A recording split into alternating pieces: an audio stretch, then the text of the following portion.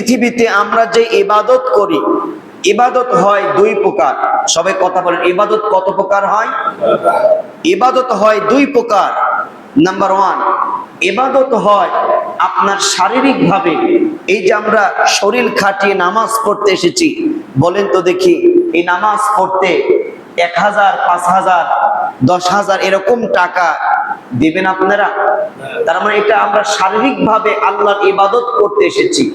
আমরা হাত দিয়ে ভালো কাজ করলে ওটাও আল্লাহর ইবাদত হয়, জবান দিয়ে কোরআন তেলাওয়াত করলে আল্লাহর ইবাদত হয়। আর নাম্বার 2 ইবাদত হচ্ছে দ্বিতীয় নাম্বার, আর্থিক ইবাদত। আর হজ ইবাদত এমন একটা ইবাদত, এই ইবাদতে যেমন শারীরিক শক্তি লাগে তেমনই অর্থও লাগে, ঠিক কিনা বলুন? আচ্ছা, টাকা ছাড়া কেউ হজে যেতে পারবে? অর্থ খরচ করেই তো হজে যেতে হয়, নাকি বলেন? প্রিয় ভাইরা আমার, আমরা ইবাদত করি দুই প্রকার ইবাদত। ইবাদত দুই রকম। এক নাম্বার ইবাদত হচ্ছে শারীরিক ইবাদত, হাত দিয়ে পা দিয়ে হাঁটতে হাঁটতে জবান দিয়ে কোরআন পড়া আমার শারীরিক ইবাদত বলা হয়। আর দ্বিতীয় নাম্বার হচ্ছে ইবাদত হচ্ছে আর্থিক ইবাদত। হজ করা এমন একটা ইবাদত, আল্লাহর এই ইবাদত এমন একটা ইবাদত, মানুষের অর্থ লাগে, টাকা লাগে, মানুষের শরীর লাগে। শুধু অর্থ দিন 5 লাখ টাকা, কিন্তু হজ আদায় হবে না। হজ করার জন্য ইহরাম বাঁধতে হবে, হজ করার জন্য নির্দিষ্ট জায়গাতে যেতে হবে, নির্দিষ্ট সময়ে যেতে হবে। হজ করার জন্য সাফা মারওয়া সাই করতে হবে, হজ করার জন্য তওয়াফ করতে হবে। হজ করার ফরজ আছে, ওয়াজিব আছে, নফল আছে। হজের যে নিয়ম কানুন হুকুম হাকাম গুলো আছে, এই বিধানগুলো যদি আপনি শরীর খাটিয়ে যদি আপনি পালন করেন, অর্থ দিয়ে যান, আপনার নিয়ত যদি সহি থাকে, আল্লাহ নবীজি বলেছে, আল্লাহ পয়গম্বর বিশ্ব নবীজি বলেন, ছোট্ট মাসুম বাচ্চা যখন জন্মগ্রহণ করে, যার যেমন কোনো গুনাহ হয় না, ছোট্ট শিশু বাচ্চা এই জমিনে জন্মগ্রহণ করলে যেমন নিষ্পাপ হয়, একজন হজ করে তওয়াফ করে ব্যক্তি যখন বাড়ি থেকে ফিরে আসে, তার নিয়ত যদি সহি থাকে, উদ্দেশ্য যদি আমার রবকে যদি খুশি করার জন্য থাকে, আমার নবীজি বলেছি ওর জীবনের কোনো গুনাহ খাতা থাকে না, ওই ব্যক্তিকে আমার আল্লাহ তাআলা নিষ্পাপ বানিয়ে দেয়। বলুন না সুবহানাল্লাহ।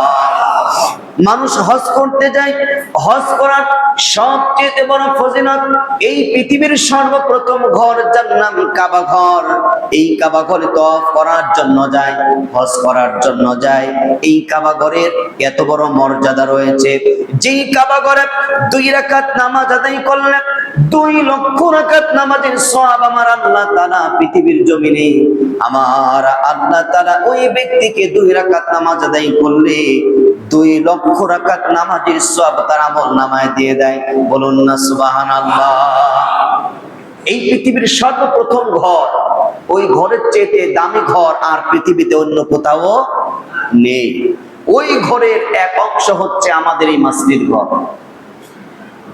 এখন আমরা বলি যে জামাতে নামাজ পড়লে, বাড়িতে নামাজ পড়ার চেয়ে এই মসজিদে নামাজ পড়লে 27 গুণ সওয়াব বেশি পাওয়া যায়।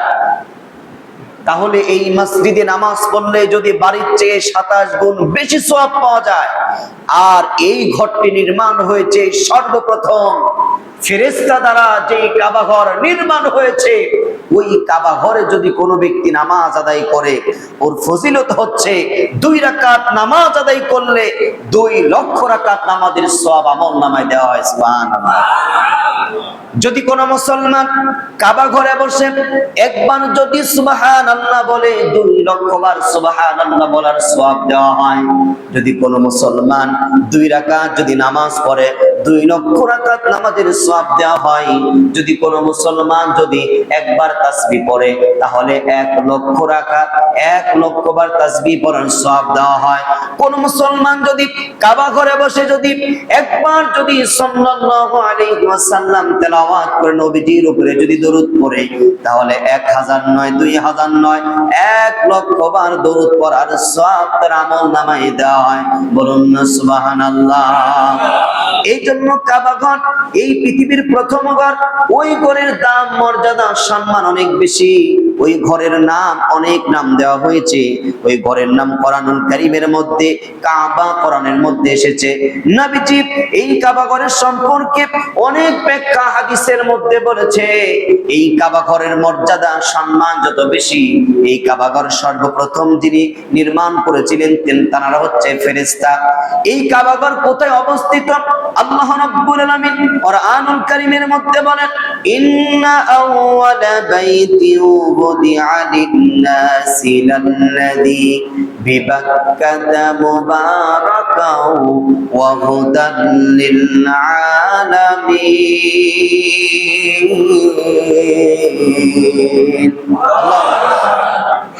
এই কাবা ঘর অবস্থিত হচ্ছে মক্কা নগরে। এই কাবা ঘর বারবার নির্মাণ হয়েছে। পৃথিবীতে কোনো ঘর ছিল না, ওই সময় আল্লাহ তাআলা কাবা ঘর বানিয়েছে। এই ঘরের দায়িত্ব পালন করেছে অসংখ্য অগণিত নবী, রাসূল, পয়গম্বর। ইহুদিরাও সেই সময় কাবা ঘরকে সম্মান করত। আমার নবীজি দুনিয়াতে এসেছে, তার আগ থেকে মানুষ হজ করত। তার আগে মানুষ কি করত? হজ করত।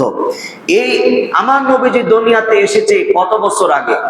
570 খ্রিস্টাব্দে আপনার কোরআন নাজিল হয়েছে আপনার 1450 বছর আগে। তাহলে নবীজিও পৃথিবীতে ছিলেন 1450 বছর আগে। নবীজির উপরে কোরআন নাজিল হয়েছিল। আর পৃথিবীর শুরু থেকে কোনো ঘর ছিল না।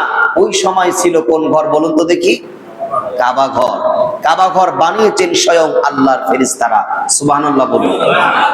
তারপরে এই কাবা ঘর নির্মাণ করেছেন হযরত শীস আলাইহিস সালাতু ওয়াস সালাম। তারপরে যখন নূহ নবী 950 বছর মানুষের কাছে যখন ধারে ধারে লা ইলাহা ইল্লাল্লাহ যদি আল্লাহর দাওয়াত দিলেন, মানুষরা যখন আল্লাহর দিকে আসলেন না, তারপরে আপনারা জানেন এই দেশে আপনার গোটা বিশ্বে পানি হয়ে প্রবল হয়ে মানুষ ডুবে গিয়েছিল। তারপরেও নূহ নবী তিনিও ওই আপনার কাবা ঘর নির্মাণ করেছিল, সৌন্দর্য করেছিল। ওই কাবা ঘর ইব্রাহিম আলাইহিস সালাতু ওয়াস সালাম এবং তার সন্তান ইসমাঈল আলাইহিস সালাতু ওয়াস সালাম ওই কাবা ঘর সৌন্দর্য করে নির্মাণ করেছেন। বলুন না সুবহানাল্লাহ। শেষ নবী, আমাদের নবী, বিশ্ব নবী ইব্রাহিমের পরে ইব্রাহিম এবং ইসমাঈলের এই সূত্র ধরে একের পর এক আমাদের নবী, বিশ্ব নবী জনাবে মুহাম্মদ রাসূলুল্লাহ সাল্লাল্লাহু আলাইহি ওয়াসাল্লাম, তিনিও এই কাবা ঘর নির্মাণ সৌন্দর্য করেছেন। বলুন না সুবহানাল্লাহ। তার মানে পৃথিবীর সবচেয়ে দামি মানুষ যারা, নবী এবং পয়গম্বর, যারা আল্লাহর বন্ধু, যাদের আমার নবীজির গায়ে শরীরের উপরে মশা মাছি পড়া হারাম ছিল, সেই নবীজি আমার এই কাবা ঘরের জন্য ইট পাটকেল সৌন্দর্য করে টেনে নিয়ে আসছেন। সুবহানাল্লাহ বলুন। অনেক মানুষ দেখা গেল যে ছোট ছোট বাচ্চারা কাবা ঘরের কাজ করতেছে, সৌন্দর্য করতেছে। এখন আমাদের সমাজে এখন তো আলহামদুলিল্লাহ সবাই বাড়িতে বাড়িতে আমরা গোসলখানা গোসল করি।